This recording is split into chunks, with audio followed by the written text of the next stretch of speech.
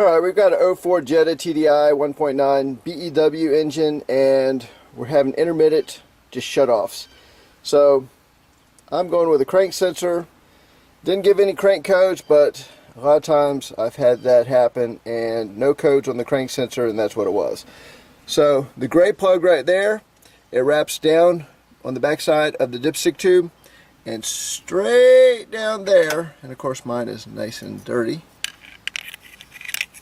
That right there is your crank sensor.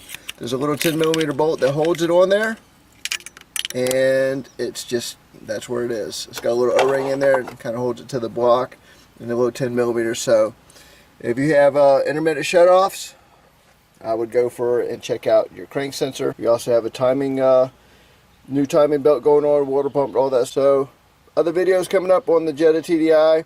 We did the bigger turbo on it. We're going to be doing a tune. We blocked off some of the stuff to up our fuel mileage, and also we're going to be doing a brand new timing belt with a Gates T333 and water pump. So those videos are all coming up on the Volkswagen Jettas with the TDI. Make sure you smash that subscribe button, hit like, and I'll catch you guys on the next one.